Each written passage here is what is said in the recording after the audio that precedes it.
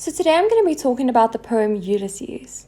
Now this poem is basically about an older man who used to be a mariner when he was younger, and he craves adventure and travel. He thinks that now that he's older, he doesn't want to live the life of a normal retired man and to live at home. He still wants to travel and go on adventures and do as much as he can before he dies. So it says, a little profits that an idle king by this still hearth among these barren crags. So the word there, idle king, he's referring to himself. He's saying it doesn't profit him, it doesn't make him better to be an idle king. Idle means lazy, and it creates a negative image in our heads of this king doing nothing. He says it does not benefit him to be the king among these boring people and women he's surrounded by. And then he refers to barren crags, which create, that's basically, in this instance, he's talking about lazy old women who are like beggars, creates another negative image. These two words, barren crags and idle, they prove to us that he really disapproves of the life that the people around him are living. He thinks that they are boring and that they are wasting their lives. He says that the people he is set to rule don't know him, and he doesn't actually want to rule them because he's a king, and the people that he is ruling, they sleep, they go to work, and then they feed and eat, which is the opposite of a life that he thinks is meaningful and wants to live. Because to him, life is only worthwhile and you're only living it to its fullest if you're traveling and going on adventures, which is not what any of these people are doing. So this is emphasized again where he says, I cannot rest from travel, I will drink life to the lees. So that's basically saying he wants to experience adventure until the very last second of his life. He wants to live life to its fullest, to the last second, and to do that, he thinks he has to travel and go on adventures, because that is what is meaningful and worthy to him of his life. So then he says, all the times I have enjoyed greatly have suffered greatly. Because obviously he was a mariner when he was younger, which means that he was in war and he was fighting. So not everything that he has experienced through travel and adventure has been necessarily enjoyable. But from those negative experiences, he's also experienced a lot of excitement and has had a lot of good memories from them. And he doesn't actually receive that being an idle king and living day to day like other people around him live.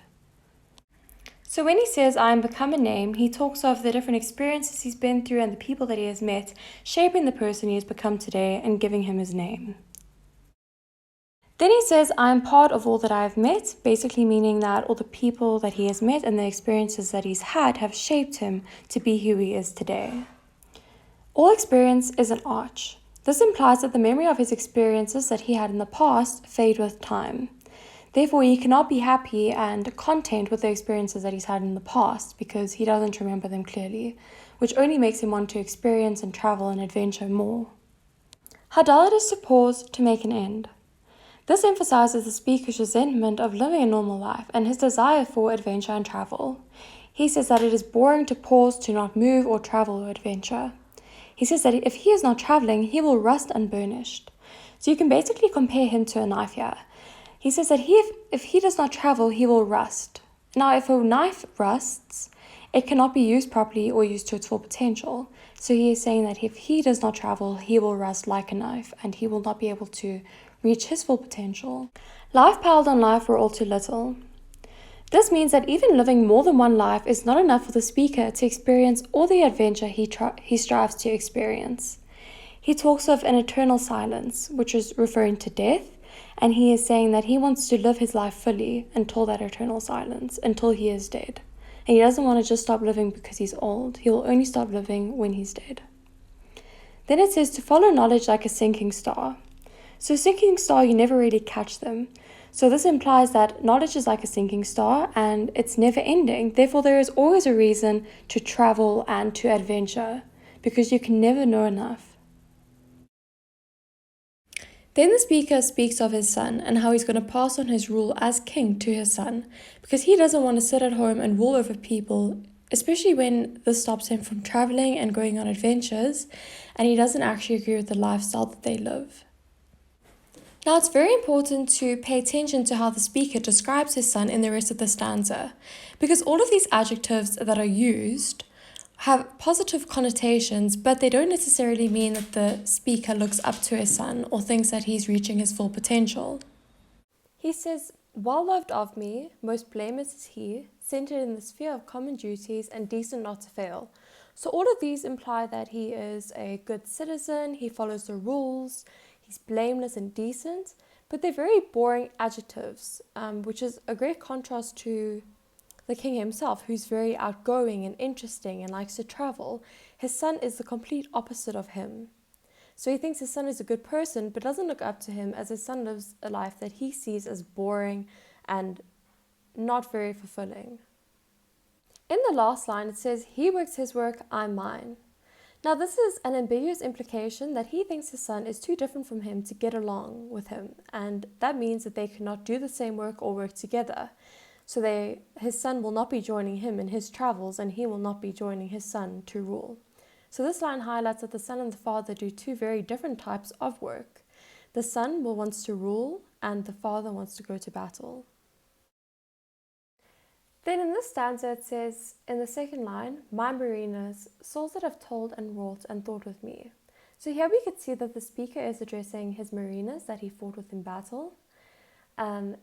Told, wrought, and thought. So these words here place emphasis on the experiences that he has shared with his fellow mariners to show how strong their bonds are. Then the speaker talks of the thunder and the sunshine and opposed free hearts, free foreheads. So this is a juxtaposition when he talks of thunder and sunshine, and it is used to highlight the dangerous and changing, exciting nature of the life at battle that he desires. Death closes all but something ere the end. So this line says that death is inevitable and it's going to happen, but there is still some time before it that these old mariners can use to travel. So even though they are old, they must not stop living. There is still a lot of time that they can use to travel and live life to the fullest before their death occurs. Some work of noble note may yet be done. So this says that some more honourable work, such as fighting at sea and at battle, can be done before death. Then he says, "My friends," and this emphasizes the strong bonds that the mariners have. Then there is a reference to Happy Isles and Achilles. Now, for those of you who don't know, this is a great hero of the war in the Greek heaven, Happy Isle. "My purpose hopes to sail beyond the sunset." Now, this line places emphasis on the fact that he does not want to be an idle king, but battle and travel at sea with his fellow mariners, because that is his purpose in life.